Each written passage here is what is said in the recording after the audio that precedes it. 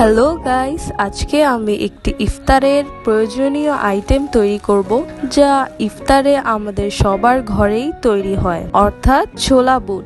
তাই রেসিপিটি দেখতে থাকুন। আর এই ছোলা বুটটি আমি একটি ইউনিক পদ্ধতিতে এবং অনেক মজাদার করে তৈরি করব।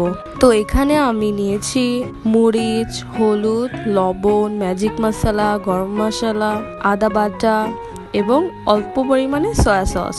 তো এখানে আমি একটি প্যানে তেল দিয়ে দিচ্ছি, এর উপর দিয়ে পেঁয়াজ দিয়ে দিলাম, পেঁয়াজ কুচি। তো একদম ভালোভাবে গরম তেলে ভেজে নিতে হবে, চুলাটি মিডিয়াম ফ্লেমে রাখতে হবে। এই পেঁয়াজ কুচিগুলো আমাদের একদম গরম তেলে ভেজে নিতে হবে। পেঁয়াজ কুচিগুলো একদম লাল ও ব্রাউনিশ করে ভেজে নিতে হবে। 5 মিনিটের মতো এভাবে নাড়িয়ে নাড়িয়ে আমাদের পেঁয়াজগুলো ব্রাউনিশ করে তুলতে হবে।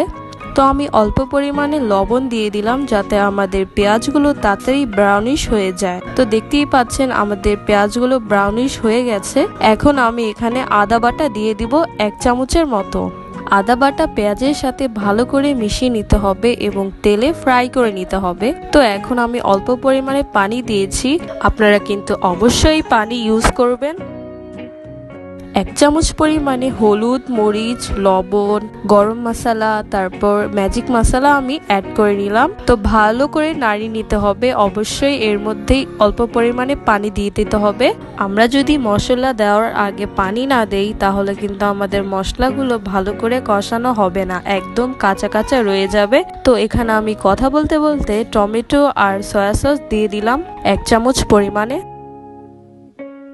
তো কিছুক্ষণ পর আমি এখানে টমেটো পেস্ট দিয়ে দিচ্ছি ও কিছু লাল কাঁচামরিচ দিয়ে দিলাম। তো ভালো করে মিশিয়ে নিতে হবে এবং চুলায় এভাবে নাড়িয়ে নাড়িয়ে আমাদের রেসিপিটি তৈরি করতে হবে। তো দেখেন সবাই, প্রায় বলক চলে এসেছে, তার মানে হচ্ছে আমাদের কষানো প্রায় শেষ। তো এখানে আমি আলু আর ছোলা বুটগুলো দিয়ে দিব এবং এর সাথে ভালো করে মাখিয়ে নিব। ছোলা বুট আর আলুগুলো কিন্তু আমি আগেই সিদ্ধ করে নিয়েছিলাম, আপনারা আবার কাঁচাই দিয়ে দিন না, তাহলে কিন্তু একদম নষ্ট হয়ে যাবে। তো আমাদের কষানো মশলার সাথে আমি আমার ছোলা বুটগুলো ভালো করে মিশিয়ে নিব। একদম ভালো করে মিশিয়ে নিতে হবে, যাতে মশলাটা ভালোভাবে মিশে যায়।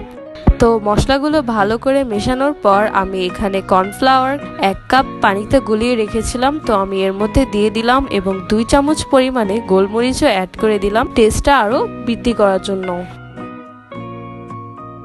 তো সবগুলো ইনগ্রেডিয়েন্ট ভালো করে মিশিয়ে নিচ্ছি। আপনারা দেখতেই পাচ্ছেন আমি একদম ভালো করে আস্তে আস্তে নাড়িয়ে নাড়িয়ে সবগুলো মশলা ছোলা বুটের সাথে মাখাচ্ছি।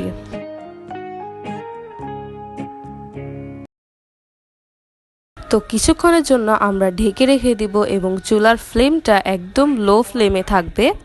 লো ফ্লেমে 5 মিনিট রাখার পরে আমাদের ইফতারের যে বিখ্যাত আইটেমটি অর্থাৎ ছোলা বুটটি তৈরি হয়ে গেল।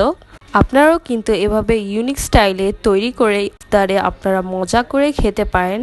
আপনারা এই ছোলা বুটটি এভাবেও খেতে পারেন, তা না হলে মুড়ি ভর্তা তৈরি করেও খেতে পারেন। একদম মজাদার একটি রেসিপি। আশা করি আপনাদের ভিডিওটি ভালো লেগেছে। তো আজকের জন্য এতটুকুই। আল্লাহ হাফেজ।